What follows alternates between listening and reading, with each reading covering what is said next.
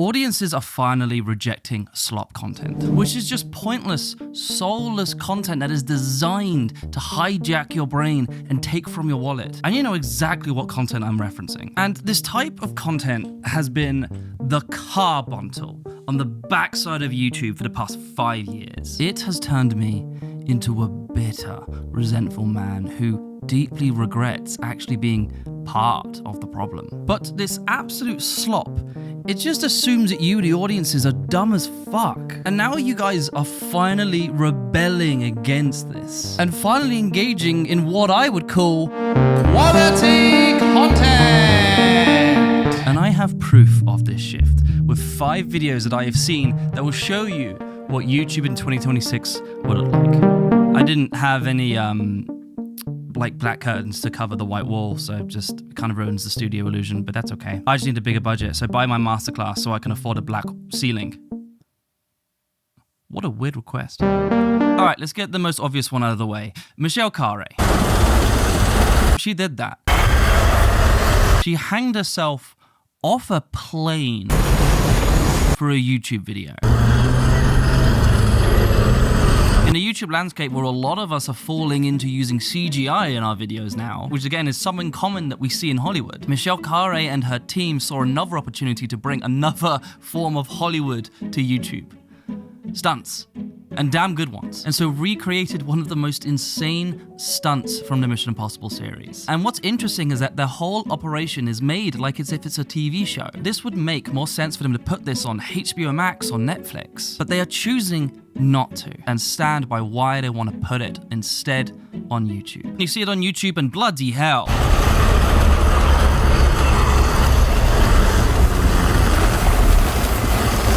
That's what you can get on YouTube? Fuck yeah. So Michelle did a screening of this at the Red Bull Theatre, and all of us kind of lost our minds at it. But the thing that I found the most interesting is that once the screening was done, I noticed my friend Jordan Matter frozen. He's laying there in an absolute trance. What was going on in your head that you couldn't move for 20 minutes? We exist on the same platform, but I hadn't made a video that ambitious. She did something that, I have the resources and I have a team and I haven't ever been that ambitious. And I was inspired by her ambition and I wanted some of it to trickle down to my own creative. So she gave you permission to think bigger. Yeah.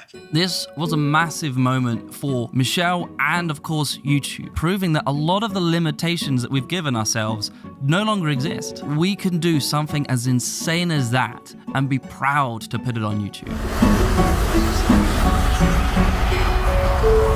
And also, just for fun, I'm going to do one of the Hollywood rules that I think we should definitely keep in Hollywood land, because I don't really think it works on YouTube, but here it is. We'll be right back after these messages. When I edit, I'm constantly searching for the real moment. And when it comes to scoring my films, creative videos, or anything under the sun, I'm looking for that same genuine sound. The authenticity and the emotionality of music bed songs are really what make it stand out from the others.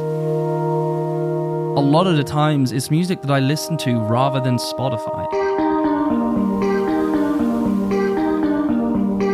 In a blunt way of putting it, this music doesn't sound AI generated. It sounds authentically human because it is. On top of that, Music Bed has just added an entire sound effects library, recorded by real human Foley artists, not made by machines. This is pure Foley that you can do whatever you want with. Sign up for your 14-day free trial today at the link in the description. Your audience knows when the sound doesn't match the vibe. So switch to Music Bed and start creating content that truly connects. And so this next video was a really surprising one, but it also wasn't. I would expected him to be doing this quality, but for him to have the courage to do something like this in the opening of the video. I think we should break up. Something that most people struggle with is confrontation. How are we supposed to tell bad news to someone that we care about? Can you tell what it is yet? And it's one thing if we didn't have to do it so often, but the truth is, confrontation is inevitable.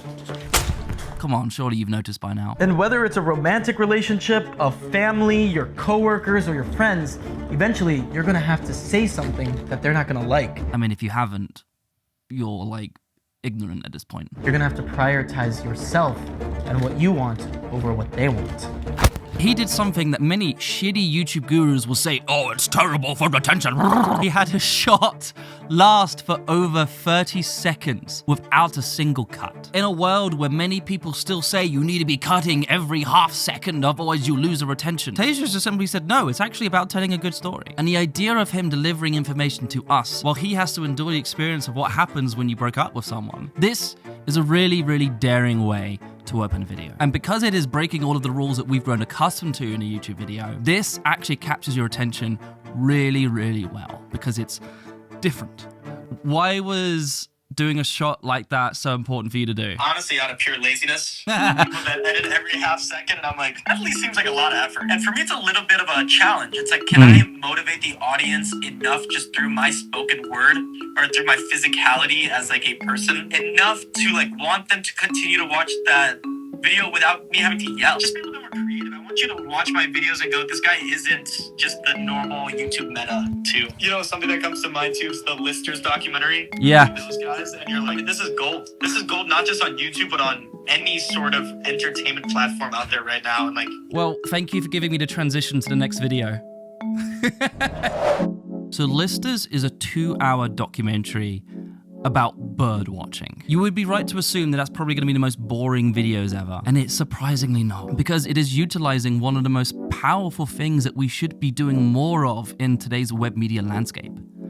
Perspective, POV. What does the world look like to you? And how are you going to interpret this experience and then tell me about it? Now, Colin from Colin Samir told me about this documentary, and then he made his own video about why he loves this video. So I'm gonna be a really cheeky shit and borrow a lot of what he said about the documentary. So he spent 2 years making this documentary, and it only cost him about $16,000 to make. In comparison, I know creators who would spend a minimum of $300,000 per video. Money doesn't buy you quality, guys. Character does. But anyways, the documentary was so good that streamers immediately wanted it on their platform. And that would make sense. This has the quality to be on there. But he said no. Especially if he was to sell it to streamers after taxes, who could maybe only make $45,000, which is great money, don't get me wrong. But instead he chose to keep it on YouTube, turned off ads entirely so you could just watch it completely flowingly good, and just linked his Venmo in the comments like, hey, is this good? Just give me a little bit of cash. Pay if you want. That's a model I haven't seen that often, because you would assume that people are going to watch the video and then just immediately leave. And the part that I love about this is that for the past 10 years of YouTube, it's kind of been assumed that you watch it on your phone. It is the most accessible, frictionless way to access YouTube. But in case you haven't noticed, YouTube is encouraging everyone to be watching on TV by also encouraging and enabling damn good quality content. And that is exactly what happened with Listers, where over 70% of the people who watched it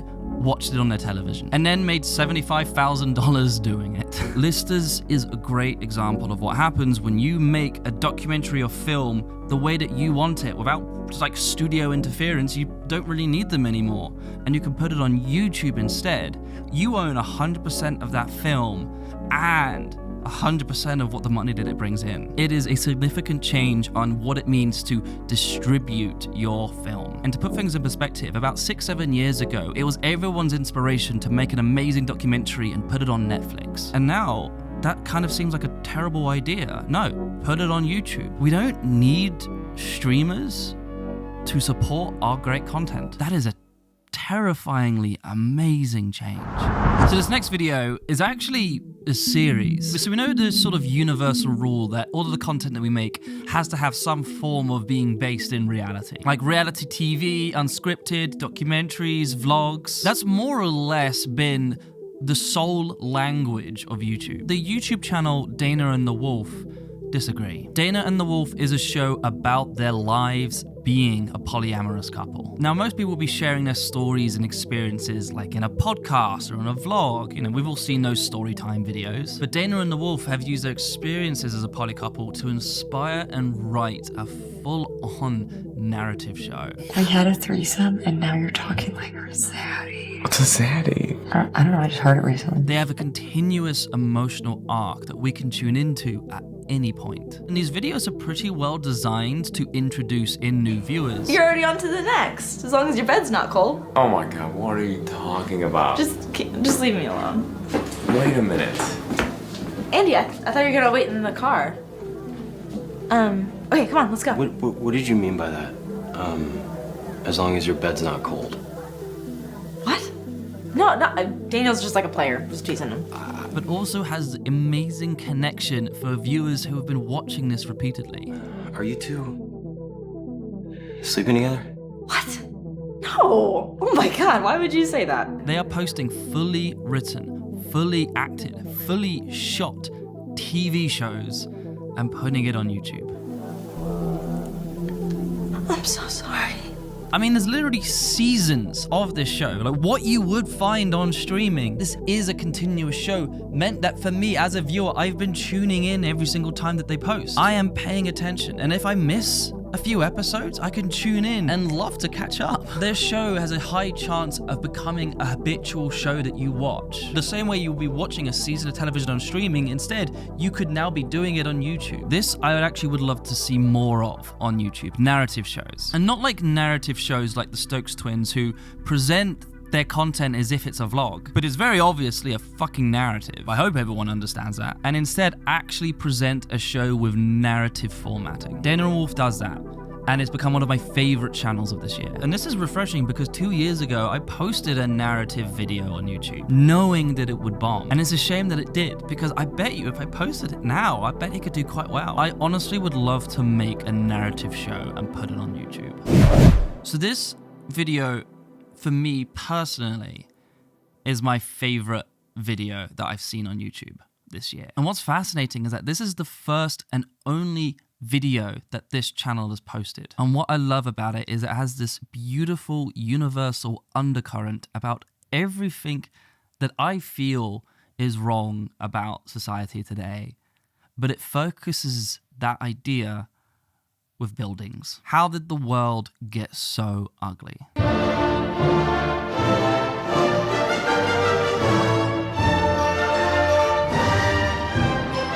This video creates an incredible analysis about how modernism is actually really ugly and how we've lost the art of beauty, all in the name of optimizing capitalism. If you want to understand any society, don't listen to what it says about itself, look at what it creates. He breaks down how practicality destroys creative expression. Look at this air conditioning unit. It's a miraculous technology, but it's ugly. Ugly because it doesn't seem to express any belief in the idea that ordinary things can also be beautiful. He showcases how practicality is, yes, effective. Building or an object does its job, but it doesn't provide any expression or a feeling of art. That this is not the Houses of Parliament. It's an old sewage facility. And why shouldn't people who work in sewers also have a beautiful place of work? This video shouldn't have worked because it's putting a massive magnifying glass to the audience and forcing them to reflect on why everything feels so stale now. But also, I really liked how the documentary was calm. It wasn't preachy or condescending, which is what I tend to do, sorry. It actually treated the audiences with respect, and it was able to maturely guide them in this information because it said it with such confidence and intent. They're not just dead historical artifacts. These are living echoes of different ideas about what the world is and what the world could be. Even though he's talking about buildings, a lot of the subtext is also criticizing everything that we see today in general. And especially in my context, it had a really great sense of relatability because this is everything that I've been criticizing about web media for the past 5 years. How did content get so ugly and boring and stale? And it shows the idea of how optimizing something for just its practicality removes the soul. And if you go down that path, that's why you end up with soulless slop. I was able to connect to him with my own context by what he was saying in his own context. A connection was made. And all of that was simply him showing his point of view, his perspective. So much so that I consider this, because of the emotional connection that it gave me, my favorite video on YouTube of this year.